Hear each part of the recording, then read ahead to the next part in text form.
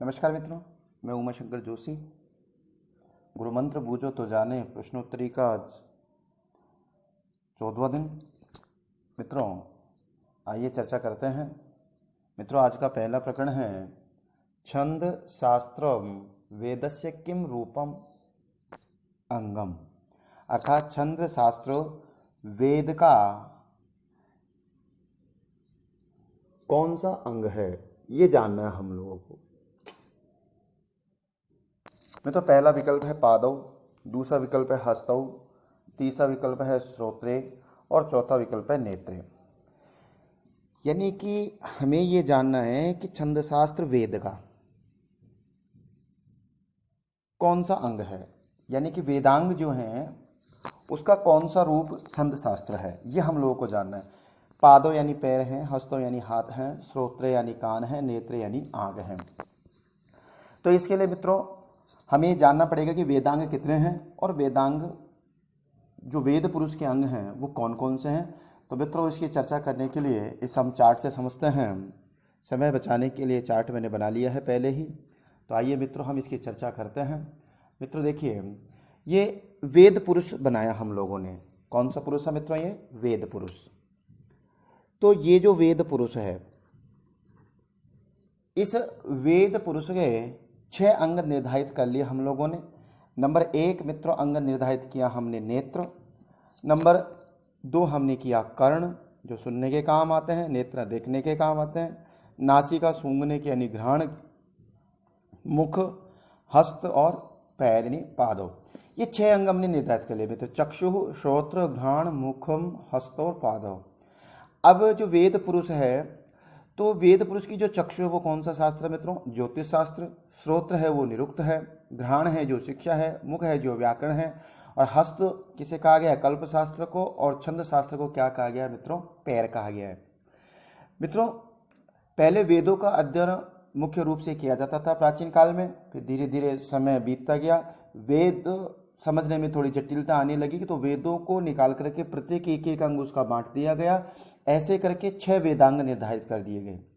कई बार परीक्षा में प्रश्न ये भी पूछा जाता है कति वेदांगानी, तो हम कह सकते हैं षड वेदांगानी। वो 6 वेदांग कौन कौन से हैं? तो इसके आप समझ गए होंगे, ज्योतिष, निरुक्त, शिक्षा, व्याकरण, कल्प और छंद। ज्योतिष शास्त्र नेत्र का काम करता है, यानी कि भविष्य को देखने का काम करता है। निरुक्त कठिन शब्दों से संबंधित जो अर्थ हैं वो निरुक्त के अंतर हैं। शिक्षा, जो शिक्षा उच्चारण स्थान आदि का जो ज्ञान हमें करवाया जाता है वो शिक्षा के द्वारा है। मित्रों व्याकरण शास्त्र उस ज्ञान को शुद्ध रूप में प्रकट करता है। कल्प शास्त्र जो है वो हमें रीति रिवाज आदि सिखाता है। और छंद शास्त्र, तो बिना छंदों के वेदों की गति यानी वेद आगे नहीं बढ़ सकते। इसलिए प्रश्न जो पूछा गया है, तो देव मित्रों कई बार प्रश्न ये भी पूछा जाता है कि वेदांगस्य मुखम किम, तो हम क्या कहेंगे मित्रों? उसका आंसर क्या होगा? व्याकरणम। और अगर छंद की बात करते हो, छंद पैर हैं यानी पादव है। कल्प की बात करेंगे तो हस्तौ, शिक्षा की बात करेंगे तो नासिका या घ्राण, निरुक्त की बात करेंगे तो श्रोत्र, ज्योतिष को चक्षु। तो अब हम स्पष्ट रूप से कह सकते हैं कि वेद पुरुषस्य षड वेदांगेषु पादौ छंद शास्त्र वर्तते, अर्थात छंद शास्त्र वेद पुरुष का कौन सा अंग है? तो मित्रों इस प्रश्न का आंसर का क्या होगा? 1 नंबर पादौ होगा। अब मित्रों दूसरे प्रश्न की बात करते हैं। मित्रों दूसरा प्रश्न है अपना, चामुंडी इति शब्द को गणो भवति, यानी कि चामुंडी जो शब्द है ये कौन सा गण होगा इसमें, या कौन सा गण होता है? भूतगण, स्त्रीगण, मगण, नगण।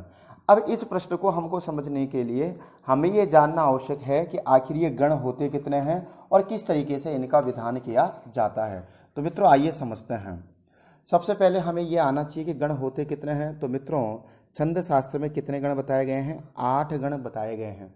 और इन 8 गणों को समझने के लिए एक सूत्र भी दिया गया है, यह माता राजभान सलगा, यह माता राजभान सलगा। तो ये जो सूत्र है इससे हम बता सकते हैं कि 8 गण हैं। कौन कौन से मित्रों? इस सूत्र का प्रत्येक वर्ण एक एक गण का निर्धारण करता है। तो देखिए पहला किससे शुरू हो रहा है? य से, तो कौन सा गण बन जाएगा? यगण। मित्रों दूसरा किससे शुरू हो रहा है? मैं से, तो कौन सा गण बनेगा? मगण। मित्रों तीसरा गण कौन सा होगा फिर? तगण। चौथा गण बता सकते हैं मित्रों? रगण। पांचवा गण कौन सा होगा मित्रों? जगण। छठा गण कौन सा होगा मित्रों? भगण। सातवां गण कौन सा होगा मित्रों? नगण। और आठवां गण कौन सा होगा मित्रों? सगण। तो इस प्रकार हम कह सकते हैं कि कितने गण हैं मित्रों? 8 गण हैं। अब प्रत्येक गण में, क्योंकि ये जो छंद शास्त्र है, ये छंद शास्त्र 2 भागों में बटा हुआ है, एक वार्णिक में और एक मात्रिक में। तो वार्णिक जो छंद होते हैं उनमें किसकी गणना होती है? वर्णों की। और जो मात्रिक छंद है उसमें किसकी गणना होती है? मात्रा की।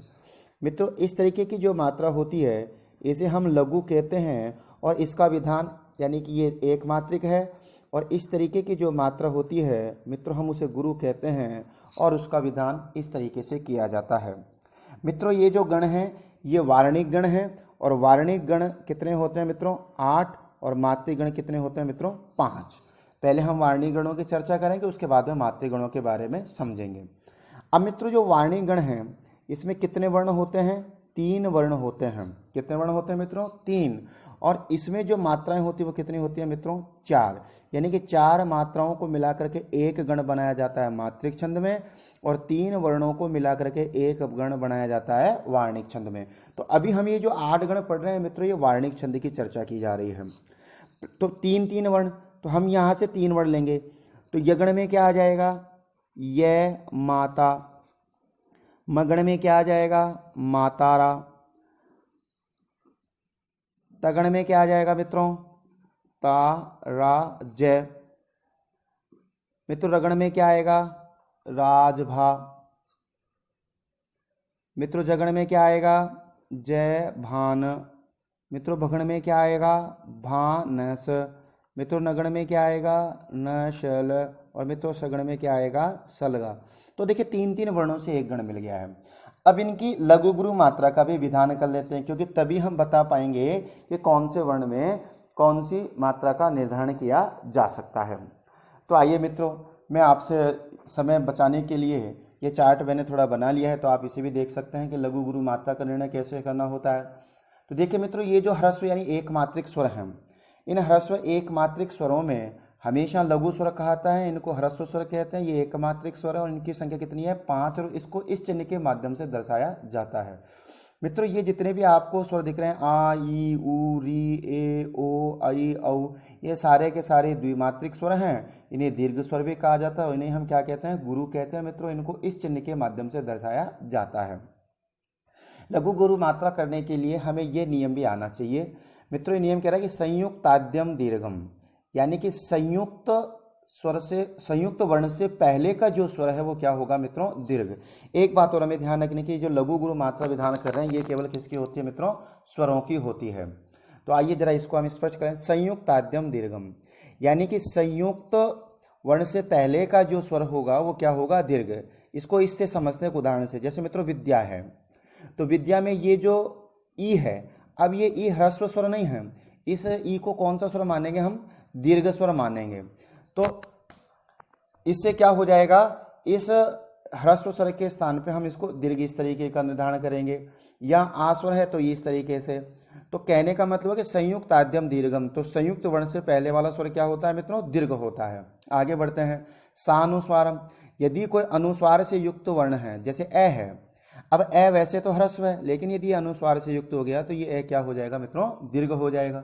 विसर्ग सम्मिश्रम, ऐसे यदि मान लीजिए ए है जब तो ये ह्रस्व है, लेकिन यदि ये विसर्ग से युक्त होता है तो ये क्या हो जाएगा मित्रों? दीर्घ हो जाएगा। विज्ञेयम अक्षरम गुरु, इन अक्षरों को क्या मानना चाहिए? गुरु जानना चाहिए। पादांतस्थम विकल्पेन, और पाद के अंत में, यानी कि पादांत में विकल्प से। विकल्प से तात्पर्य ये है मित्रों कि छंद पूर्ति के लिए लघु को तो क्या मान लिया जाता है? गुरु मान लिया जाता है, और गुरु को क्या मान लिया जाता है? लघु मान लिया जाता है। अब मित्रों प्रश्न उठ गया कि पाद किसे कहते हैं, तो यहीं हम इस विषय को भी समझ लेते हैं कि गेयः पाद चतुर्थो अंश, यानी कि एक जो छंद होता है उस छंद में 4 पाद होते हैं, और छंद का जो चौथा यानी कि एक चरण है, उस एक चरण को ही हम पाद के नाम से जानते हैं। तो गेय पाद चतुर्थो अंश, यानी कि 4 चरण होते हैं, 4 में से एक क्या होगा, पाद होगा। तो अब आप समझ गए होंगे कि ह्रस्व गुरु मात्रा का विधान करना। तो मित्रों आइए तो इनका ह्रस्व गुरु मात्रा का विधान कर लेते हैं हम लोग। तो मित्रों देखिए, यह माता, तो यहाँ ये जो यह माता है, तो यहाँ ह्रस्व गुरु गुरु, तो ये चिन्ह बन गया हमारा। तो ये इस तरीके के जो चिन्ह यानी कि जो लक्षण विधान हो रहा है उसे हम किसके नाम से कहेंगे, यगण के नाम से। मित्रों माँ ता रा, तो तीनों गुरु हैं, तो तीनों गुरु, तो तीनों मगण आ गए आपके, तीनों मगण आ गए हैं। ताराजय में मित्रों पहले गुरु, फिर गुरु और फिर लघु। राजभा में गुरु लघु गुरु, जभान में ज लघु गुरु लघु, भा में गुरु, न में लघु, स में लघु, न सल ये लघु लघु, और सलगा में लघु लघु और गुरु। तो अब आपसे मान लीजिए परीक्षा में ये भी प्रश्न पूछा जाए कि वो कौन सा गण है जिसमें तीनों लघु होते हैं तो नगण, और वह कौन सा गण है जिसमें तीनों गुरु होते हैं तो मगण। अब मित्रों प्रश्न आपसे पूछा गया था, जरा उसकी भी चर्चा कर लेते हैं। आप चाहें तो इसका स्क्रीनशॉट ले सकते हैं। अब मित्रों चर्चा करते हैं। प्रश्न हमसे पूछा गया था कि चामुंडे इति शब्द को गण भवति। तो आइए अब हम चर्चा कर लेते हैं चामुंडी में। चामुंडी, तो देखिए मित्रों चा में क्या है, गुरु है, तो गुरु ऐसे कैसे रहेगा। अब यहाँ मैं में छोटे ऊ की मात्रा है, लेकिन आगे ण और ड 2 वर्ण आ रहे हैं, तो ये संयुक्त वर्ण माने जाएंगे। तो इनसे पहले ये जो ऊ है ये भी क्या हो जाएगा, गुरु, और इसमें ई गुरु है, इसलिए यहाँ पर जो गण बनेगा मित्रों वो कौन सा बनेगा, मगण। कौन सा गण बनेगा मित्रों, मगण। इसलिए इस प्रश्न का आंसर क्या होगा मित्रों, चामुंडी इति शब्द को गण भवति। तो मित्रों क्या आंसर हो जाएगा, 3 नंबर मगण हो जाएगा।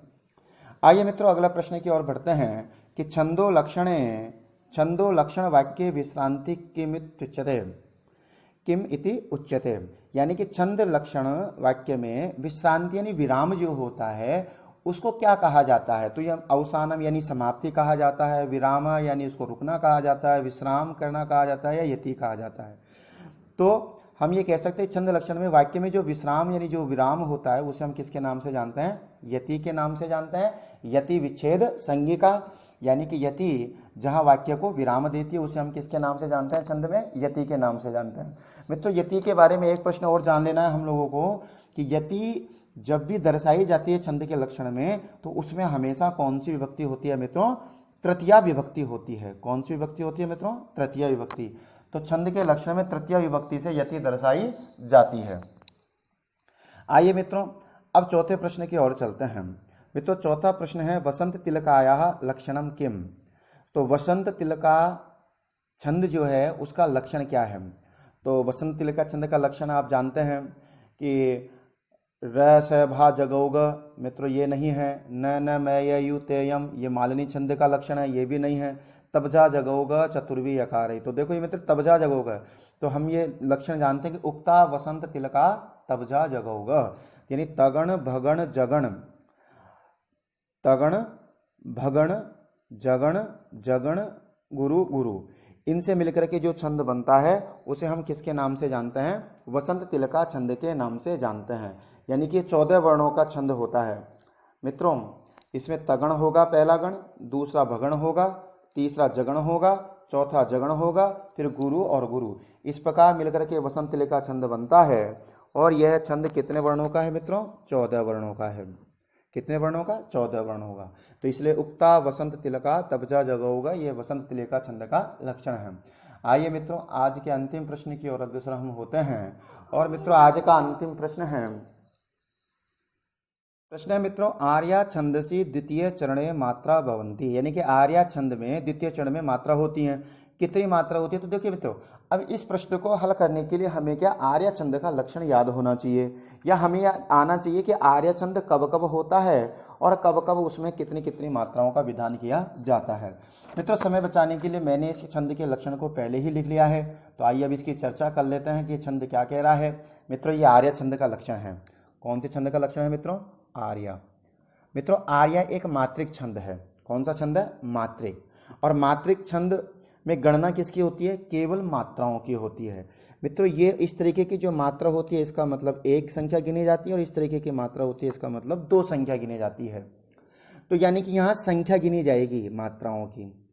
तो आइए चर्चा करते हैं। यस्या पादे प्रथमे, यानी कि जिसके पहले पाद में 12 मात्रा, यानी कि मित्रों जो 4 चरण होते हैं उसमें जो प्रथम चरण है यानी कि पहला जो चरण है उसमें कितनी मात्राएं होनी चाहिए मित्रों? 12 यानी 12 मात्रा। तथा तृतीय भी, तथा यानी और तृतीय भी, तीसरे में भी, यानी कि जो तीसरा चरण है इस तृतीय चरण में भी कितनी मात्राएं होनी चाहिए मित्रों? 12 मात्राएं होती हैं।